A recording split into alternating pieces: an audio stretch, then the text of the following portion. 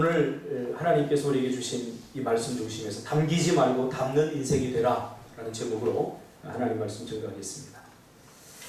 사막을 건너려고 하는 사람에게 필요한 것은 황금이 아니라 물이다 라는 말이 있습니다. 그렇죠?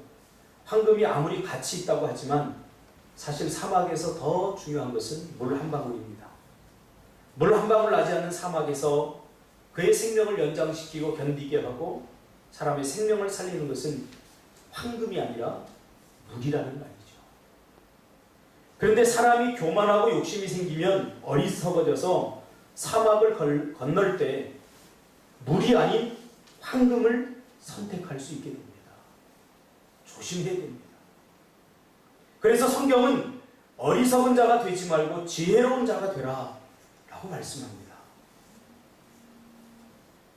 사막을 건너는데 물이 필요한데 욕심으로 내 눈이 가려워져 버리면, 내 길을 닫아버리면 황금을 갖고 사막을 건널 수 있다라고 착각하게 만든다는 거죠. 이게 어리석은 사람입니다. 그래서 성경은 어리석은 자가 되지 말고 지혜로운 자가 되라고 말씀하고 있습니다. 오늘 본문은 우리가 너무 잘 아는 솔로몬이 1000번제를 드리고 하나님께서 물으시죠. 여러분 1000번제는 우리가 보통 보면 1000번의 횟수를 말한다고 생각하는데 그렇지 않고요. 1000마리의 1000번의 제사를 말하는 거예요. 그러니까 1000번의 제사를 오늘 하루에 다 드렸을 수도 있고 이틀에 다 드렸을 수도 있고 또 나누어서 하루에 한 번씩 드렸으면 1000번제가 될 수 있고 그런 의미죠. 아무튼 정성이 가득한 1000번의 제사를 드리게 됩니다. 솔로몬. 그리고 하나님께서 물으시죠. 내가 내게 무엇을 줄고 너는 구하라. 3장 5절에 나오죠. 그러자 9절에 솔로몬이 하나님께 구하는 장면이 나오는데 이렇게 솔로몬이 구합니다. 종에게 듣는 마음을 종에게 주십시오. 이렇게 이야기합니다. 그러니까 솔로몬이 구한 것은 지혜가 아니라 듣는 마음이라고 구체적으로 나오죠. 하나님께서 내가 네게 무엇하여 주기를 원하느냐 라고 물으니까 솔로몬이 종에게 듣는 마음을 주세요 라고 구합니다. 그런데 11절에 보면 열왕기 기자는 솔로몬이 지혜를 구했다라고 말합니다. 여기서 우리는 지혜의 실체가 무엇인지 바로 알게 되지 않습니까? 지혜는 바로 하나님의 말씀을 듣는 것입니다. 할렐루야. 그렇잖아요. 솔로몬이 그러니까 지혜 주세요 그러지 않고 종에게 듣는 마음을 주세요 라고 말했는데 열왕기 기자는 그것이 지혜다. 다시 말하면 하나님의 말씀을 듣는 것이 지혜다 라고 지혜의 실체를 이야기해 주고 있습니다. 지식은 학습과 경험을 통해서 얻는 것입니다. 그래서 충분히 배워서 얻을 수 있어요. 지식. 컴퓨터 모르면 컴퓨터 학원에 가서 배우면 배울 수 있어요. 또 경험을 통해서 이걸 반복하다 보면 경험을 통해서 더 기술적으로 탁월한 사람이 될 수 있어요. 지식은 그렇게 얻을 수 있다는 거죠. 그런데 지혜는 어떤 배움이나 학습이나 경험으로 절대 얻을 수 없죠. 왜냐하면 지혜는 위로부터 오는 것이기 때문에, 즉 하나님으로부터 오기 때문입니다.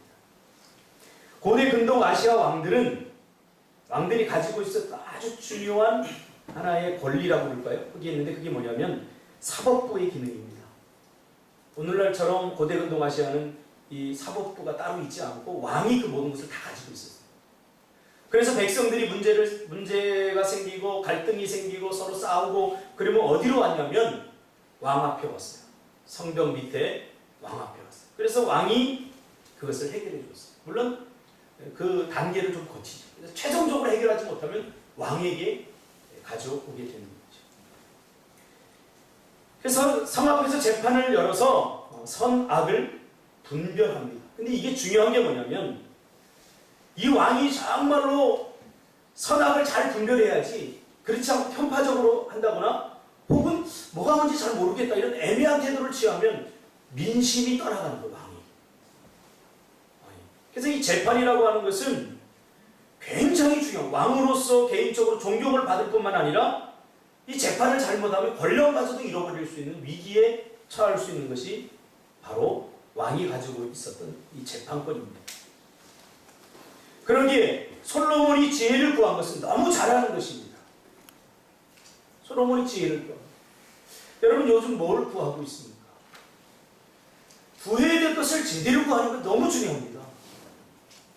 그런데 우리는 죄로 말미암아 욕심이 마음속에 생기고 마음을 지배해버리면 구하지 않아도 되는 쓸데없는 것들에 관심을 갖고 그런 것들을 구하며 마음에 담고 살아갈 수밖에 없다는 거죠.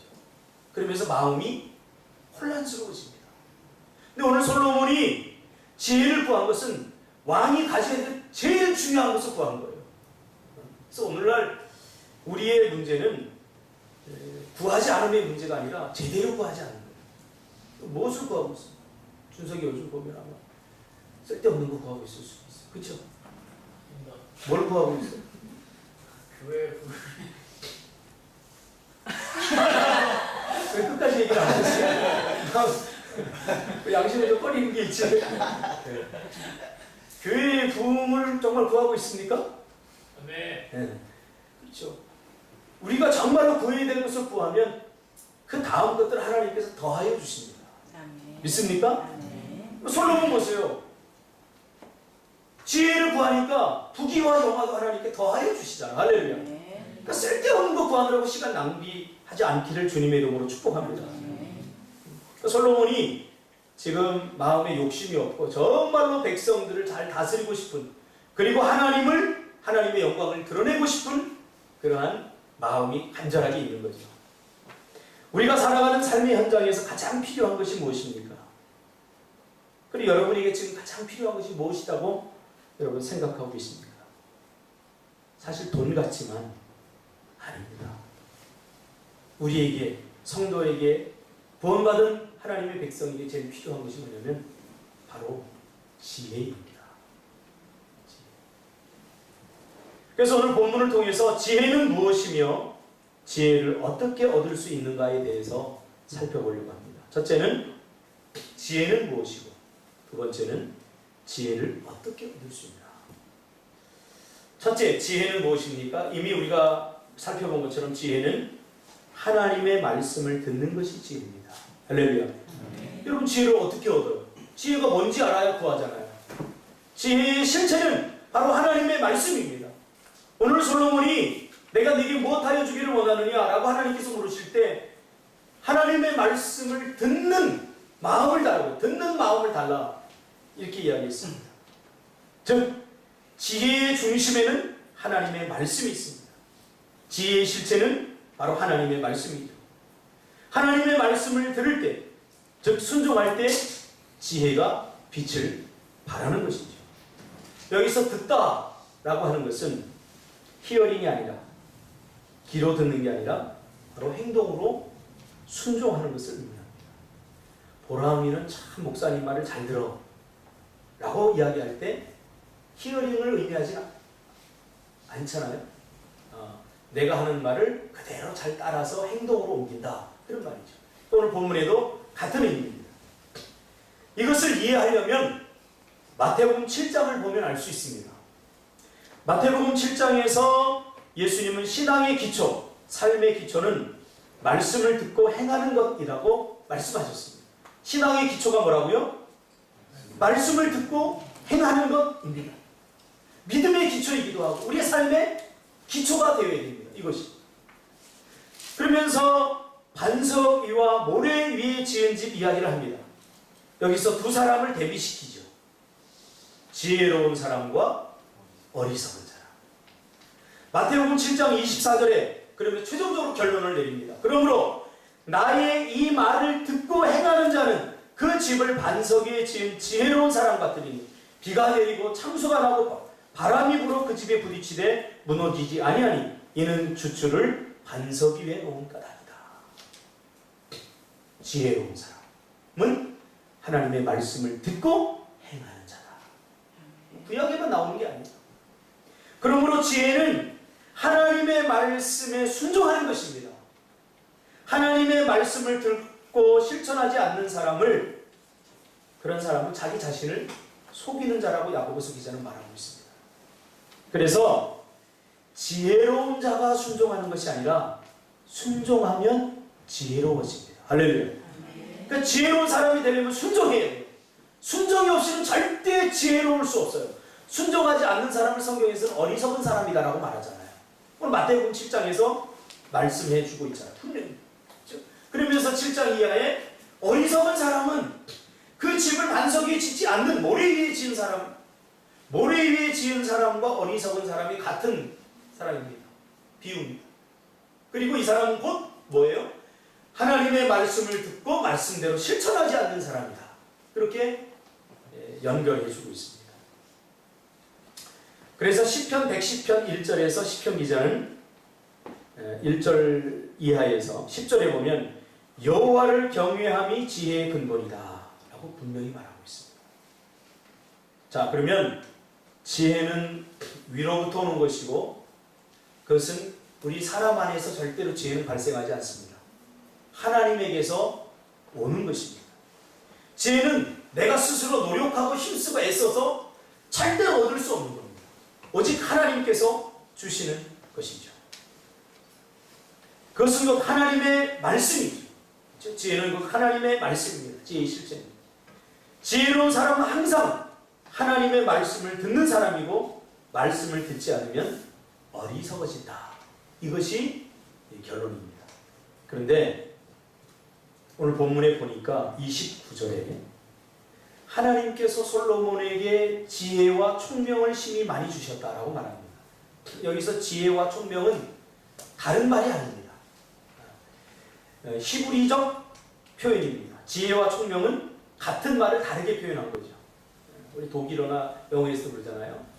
앞에 어떤 말을 쓰면 뒤에는 뭐 대명사를 쓴다거나 해서 대신, 뭐 대신아 이런 것으로 그것을 이렇게 하잖아요. 그것처럼 지혜를 또 다른 말로 표현을 했어요. 똑같은 지혜인데 총명이다 라고 표현했어요. 총명은 뭐예요? 다른 사람이 보지 못하는 것을 보고 다른 사람이 듣지 못하는 것을 듣는 것, 그것이 총명 아닙니까? 총명하다 그러면 뭔가 이 사람은 다르다. 다른 사람이 보지 못하는 걸 봤다. 다른 사람이 듣지 못하고 다른 사람이 생각하지 못하는 걸 생각하는 사람, 이런 사람을 우리가 총명하다 이렇게 말합니다. 히브리 사람들은 같은 단어를 두 번 쓰지 않으므로 언어의 풍성함을 이렇게 표현했습니다. 그러니까 지혜와 총명함은 같은 말이죠. 근데 지혜를 심히 많이 주시고 29절에 또 주신 것이 있어요. 지혜를 많이 주시면 끝인데 오늘 저는 여기에 더 큰 은혜를 받습니다. 지혜와 총명을 심히 많이 주시고 그 다음에 29절에 바로 넓은 마음을 주시니 바닷가의 모래같이 하셨다라고 말합니다. 이 말을 쉽게 설명하면 지혜를 하나님께서 주시는데 그 지혜가 담기는 곳이 어딘가? 바로 사람의 마음이라는 사실이죠. 하나님께서 지혜를 어디에 주시느냐? 우리 사람의 마음의 지혜를 주신다. 그러므로 지혜는 하나님이 주시지만 그 지혜를 담으려면 나의 마음이 넓어야 됩니다. 내 마음이 옹졸하면 하나님의 지혜가 절대 담기지 않습니다. 그래서 넓은 마음을 오늘 표현하는데 이건 단순히 어떤 장소적 어떤 물리적 넓음이 아니라 바닷가의 모래 같은 이라고 표현했어요. 그러니까 헤아릴 수 없는, 상상하고 인간이 감히 상상하고 예측할 수 없는 아주 다양한 방법으로, 그런 뜻입니다. 하나님은 우리의 이 넓은 마음에 당신의 지혜를 담으신다는 거죠. 여러분, 사람의 마음을 사람은 절대 알 수 없습니다. 헤아릴 수 없습니다. 이번에 목사님들이 오셔서 바둑을 두더라고요. 바둑을 두는데 한 분이 잘 두셔요. 아, 이분은 5단인가 그래요. 아마 5단인가. 그럼 9점을 잡아줘도 남녀나 목사님 절대 안 돼요. 그러니까 두다가 에이씨 하고 바로 엎어버리고요. 내가 봐도 안 되겠어. 이 아마 5단 정도 되면 적어도 한 8수, 9수는 내다보는 거예요. 9수, 10수. 그러니까 하나 딱 두고 이 사람이 이렇게 뜨면 이렇게 두고 이렇게 그 수를 다 계산하고 있는데 좀 하수들은 눈에 보이는 게 전부다. 놓다가 다 죽어버려. 나중에는 대만까지 다 잡혀서 정말 바둑 한 점이야. 내가 너도 그렇게 안 되니까. 바둑 한 점 남기지 못하고 다 죽어버려. 그래서 야, 바둑 이 오단이 아마 오단이 참 대단하구나 그런 생각을 했습니다. 추측하고 예상할 수 있죠. 그러니까 바둑은 학습하고 경험해서 배울 수 있는 거예요. 근데 지혜는 배울 수 없다는 거예요. 사람의 마음을 읽는데 저 사람이 말하는데 어떤 의도를 가지고 어떻게 계획하는지 읽을 수 없다는 거죠. 그리고 우리는 그러한 사람들과 어울려서 살게 되는 거죠. 그래서 사람은 마음만 먹으면 얼마든지 속일 수 있습니다. 그래서 실제로 많은 사람들이 솔로몬의 지혜를 시험하려고 오죠. 문제도 내고 어려운 문제도 내고 질문도 하고 솔로몬은 그때마다 그 문제들에 대해 당황하지 않고 아주 정확하게 이야기를 다 해줍니다. 답을 다 대줍니다. 어디서 나왔어요, 이 지혜가? 하나님으로부터 나온 거죠. 제가 상담을 하는데 제 상담의 포인트는 뭐냐면 저도 뭐 일반적인 심리학을 전공했습니다만 제 상담의 핵심은 로고세라피입니다. 하나님의 말씀을 가지고 제가 상담을 해보니까 회복이 잘 안 돼요. 예를 들어 뭐 부부가 갈등해서 오는데 일반 상담에서는 못 살 것 같으면 헤어지게 하라 이거예요. 그거 누가 못합니까? 남편이 자꾸 아내를 때려요. 그거 왜 맞고 살아 헤어져? 이게 상담이에요. 그러니까 회복이 안 되면 갈라놓는 거지. 저는 절대로 이혼은 어떤 순간에 저는 반대거든요. 어떤 순간에도 다 살다 보면 어려움이 있고 문제가 있는데 그걸 극복하고 같이 함께 고생하면서 극복해내는 것이 가정이지. 힘들다고 떠나고 힘들다고 못하겠다고. 공동체도 마찬가지죠. 솔로몬은 당황하지 않고 다 풀어냅니다. 왜요? 솔로몬 자신이 가지고 있었던 지식의 힘이 아니라 하나님으로부터 오는 지혜의 힘이 있었기 때문입니다. 할렐루야. 그래서 오늘 솔로몬이 듣는 마음을 주사 그렇게 표현한 겁니다. 솔로몬이 지혜가 충만하다는 것은 두 여자 사건을 통해서 우리 이미 알고 있지 않습니까? 두 여자가 아이 하나를 데리고 오죠. 여러분 상원 집사 같은 거 어떻게 됐어요? 두 여자가 아이를 데리고 서로 자기 아이라고 싸워. 그럼 어떻게 해요? 누구 아이야?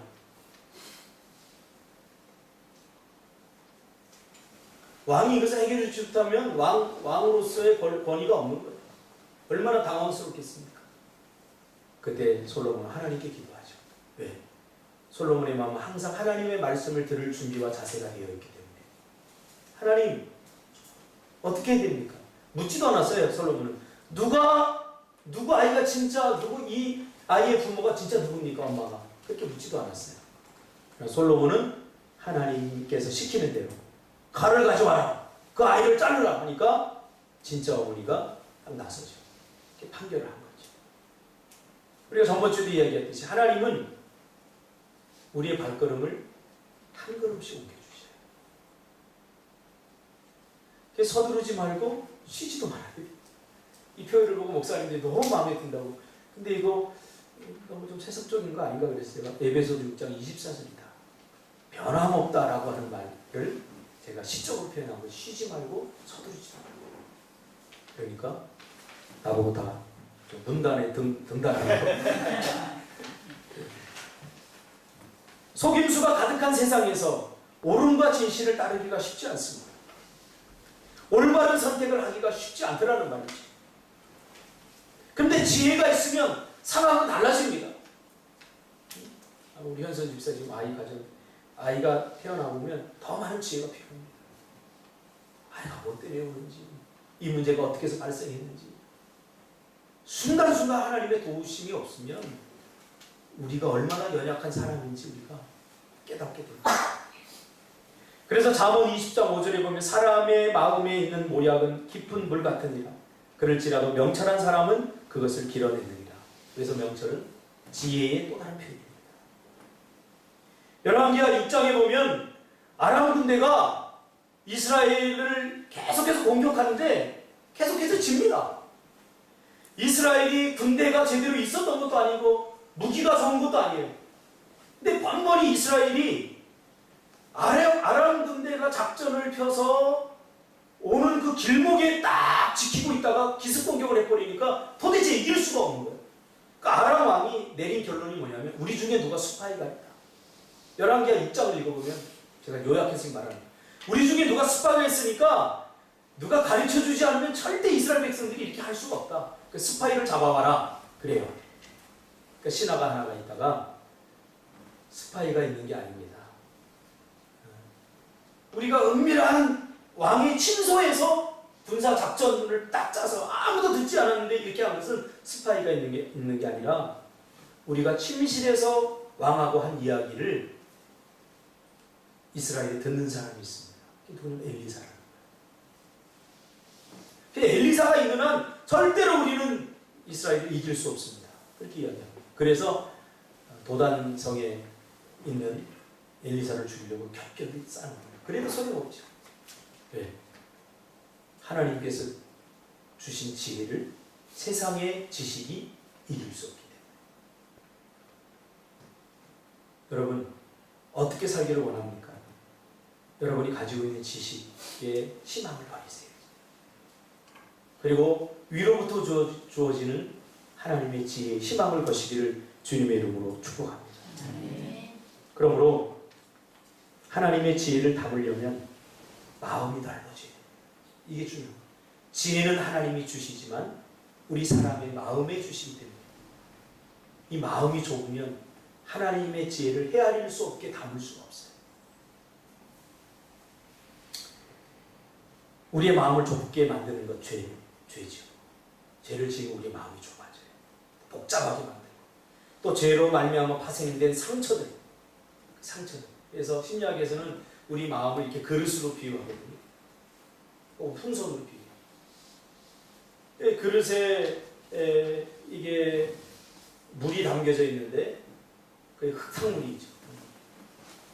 마음을 그렇게 비유해요. 그래서 막 이렇게 흔들면 흙탕물이 돼버려요. 근데 가만히 놔두면 맑은 물이 되죠.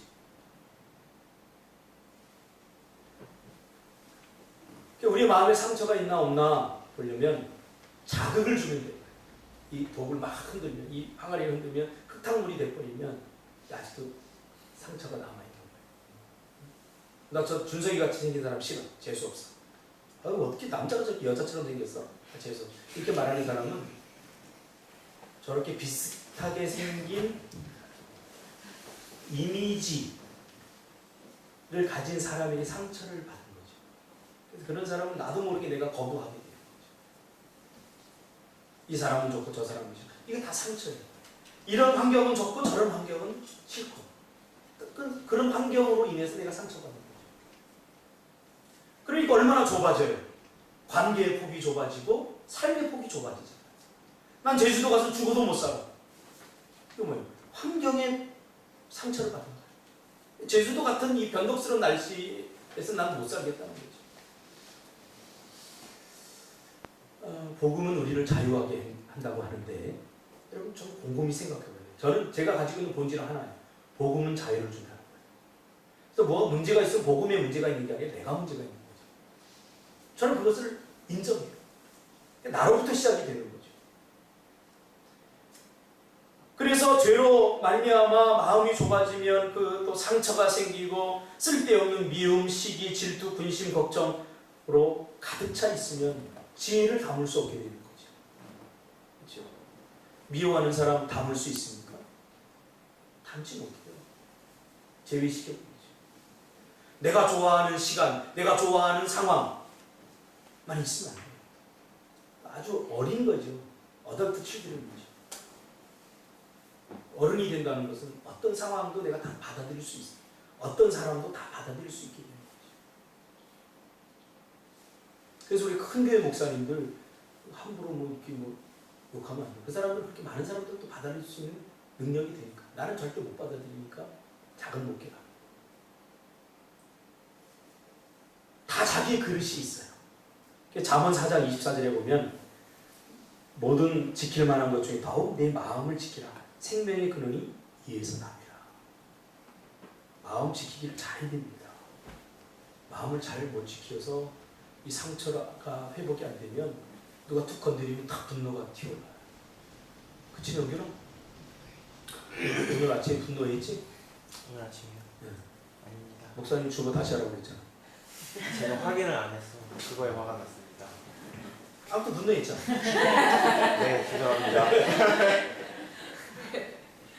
분노할 일이 아니거든요. 왜냐하면 주보가 나왔는데 물론 이제 어떻게 따지면 제가 혼날 일은 아니에요. 배집사가 못 오면서 좀 일찍 연락을 줬으면 제가 토요일날 주보하라고 다 보내거든요.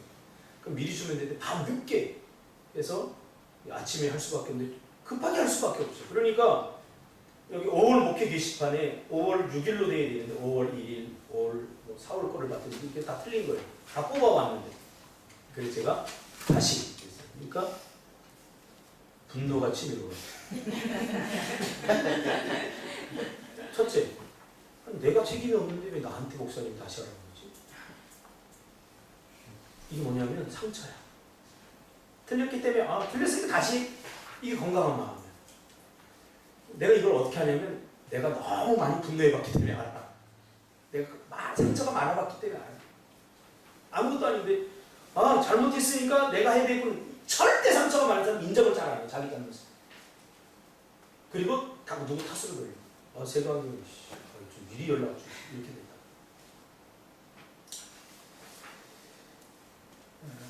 마음 지키기를 잘해야 됩니다. 왜? 지혜가 담기는 것이 마음이기 때문에 사탄은 어떻게든지 하나님의 지혜가 담기지 못하고 마음에 상처를 주고 아프다. 그러므로 사람이 죽고 사는 것, 성공과 실패가 다 마음에 달려 있습니다. 히브리 4장 12절에 보니까 하나님의 말씀은 사람의 마음과 뜻을 감찰하신다고 말합니다. 베드로전서 5장 7절에 보니까 너희 염려를 다 주께 맡기라. 이는 그가 너희를 돌보십니다. 그러면 이 좁아진 마음을 넓히려면 어떻게 됩니까? 결론 짓겠습니다. 하나님의 말씀을 날마다 마음에 담아야 됩니다. 신기해요. 하나님의 말씀이 담기면 상처가 치유가 돼요. 할렐루야. 하나님의 말씀이 담기면 마음이 넓어져. 그래서 교회에서 인격 이야기를 하면 안 됩니다. 다 그 사람이에요. 화가 나면 다 화내고요. 다 똑같아요. 여러분이 보지 못해서 목사님 훌륭해 보이지 나도 여러분보다 더 나쁜 생각 많이 하는 사람이에요. 다 거기서 거기에요. 큰 교회 목사님들은 성도들 제대로 만나지 못하니까 위대해 보이지 같이 살아보면 다 저같이 흠이 많은 사람들이에요. 그러니까 중요한 게 뭐냐? 하나님의 말씀을 담아야 된다. 다윗이 하나님의 말씀을 담았더니 마음이 넓어졌어요. 그래서 사울이 죽어라 하고 쫓아다니죠. 그런데도 복수할 수 있는 기회가 왔는데도 자기가 복수하잖아요. 여러분 다윗이 사울 때문에 얼마나 힘들었습니까? 사울을 죽을 가운데 구해주고 왕의 자리를 연명하게 해주고 그렇게 했는데 사람들이 뭐라고 해요? 다윗은 만만이요 사울은 천천이다. 마음의 상처가 깊으니까 열등감이 발동한 거예요. 뭐? 다윗은 만만이고 나는 천천이야? 은혜도 모르고 그때부터 이 안에 미움과 시기가 발동하기 시작해요. 여러분 조심해야 돼요. 미움과 시기, 질투. 내 인생을 죽이는 거예요. 나를 불행하게 하는 거예요. 내 마음을 자꾸 좁히는 거예요. 준서가 지금 웃었다고 민지를 째려보잖아. 사랑하죠. 네 눈은 사랑하는 게 눈이 아니었는데 사랑이 너의 마음에 상처가 입었기 때문에.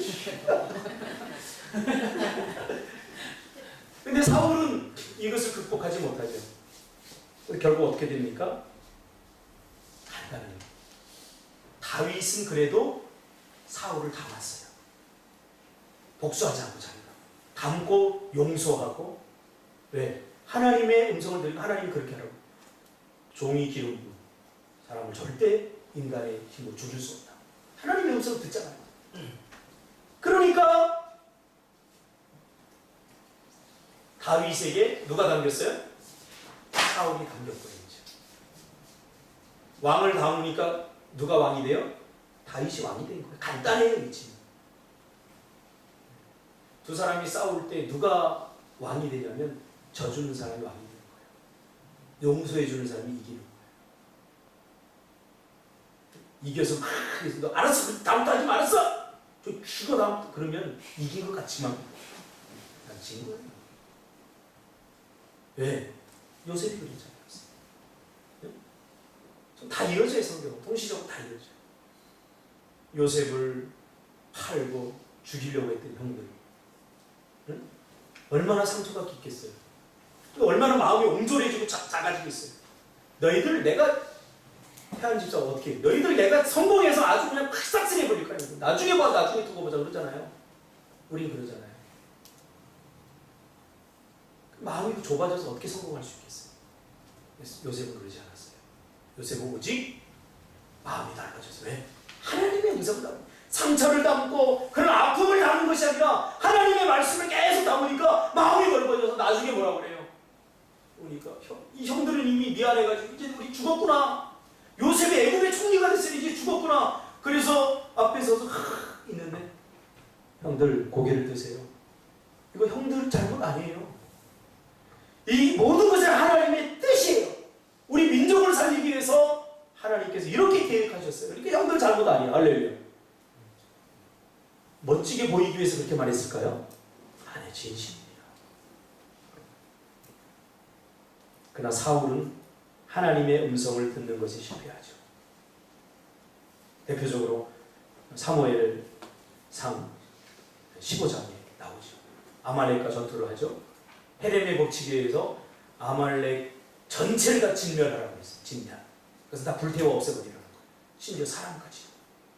그런데 전쟁이 끝난 다음에 사무엘이 딱 가서 보니까 사울왕이 그렇게 하지 않았어요. 우기는 거예요. 진멸하지 않고는 왜 저쪽에서 양의 소리가 막 들려요. 하고 양의 소리가 들려요. 그러니까 저 양은 뭡니까? 분명히 하나님께서 헤렘하라고 하지 않았습니까? 다 진멸하라고 하지 않았습니까? 그러니까 사울이 비겁한 변명을 하죠. 저거 왜 남겨뒀냐면 하나님께 제사를 드릴 때 흠없고 점없는 것을 구분해서 왕께 제사를 하나님께 제사 드리려고 내가 마련해 놓은 거다. 남겨놓은 거다. 그때 사무엘이 이야기하죠. 사무엘이 이르되 여호와께서 번제와 다른 제사를 그의 목소리를 청정하는 것을 좋아하신 같이 좋아하시겠나이까. 순종이 제사보다 낫고 듣는 것이 숫양의 기름보다 나으니. 할렐루야. 순종이 뭐보다 낫다고요? 제사보다 낫습니다. 하나님의 말씀을 청정하는 거예요. 하나님의 말씀을 담으면 세상을 담을 수 있는 사람이 됩니다. 할렐루야. 사람을 보지 마시고 하나님의 말씀. 시수가 자꾸 재수없게 보면 그럼 어떻게 됩니까? 그 아이를 보면 안 되고 하나님의 음성을 들어야 돼요. 왜 그러지? 제가 얘기했잖아요. 저의 인격을 다듬은 사람은 저를 사랑해주고 아껴주는 사람이 아니었어요. 제가 정말 목사가 이런 얘기하면 안 되는데 막 패 죽이고 싶을 정도로 미운 사람이 저의 인격을 다듬어줬어요. 너무 재수없는 거예요. 장로님 한 분. 여러분도 알죠? 너무 힘들게 하는 거예요. 어떻게 저렇게 야비할 수 있을까? 어떻게 저렇게 야비할 수 있을까 사람이? 앞에서는 막 나 위해준 척하고 뒤에 가서는 나를 막 험담하고 도저히 참을 수 없더라고요. 근데 시간이 지나 보니까요. 그 사람의 그 행동이 저를 겸손하게 하고 저를 더 지혜롭게 만들었어요. 하나님의 말씀을 담으면 세상을 담을 수 있습니다. 아무리 힘들고 어려운 사람도 다 담을 수 있습니다. 참새 떼가 이렇게 쭉 있어요. 독수리가 날아와서 딱 앉습니다. 참새들이 난리가 났죠. 우리하고 뭔가 다른 놈이 와서 우리 영역을 침범하려고 하니 와서 짹짹짹짹짹짹 하는 거예요. 그때 독수리는 같이 참새와 짹짹짹짹 하잖아요. 날개를 쫙 펴고 막 올라서 참새들이 범접할 수 없는 그런 곳으로 확 날아올라요. 여러분 사람과 문제와 싸우지 말고 믿음의 날개를 펴서 날아올라 하나님의 음성을 들으시기 바랍니다. 왜 하필 이렇게 많은 사람들이 저런 사람을 만나? 왜 하필 많은 공간 가운데 우리를 제주 땅에 보내고? 왜 하필 나는 이런 상황이 있는가? 담기지 말고 담는 사람이 되시기를 주님의 이름으로 축복합니다. 기도하겠습니다.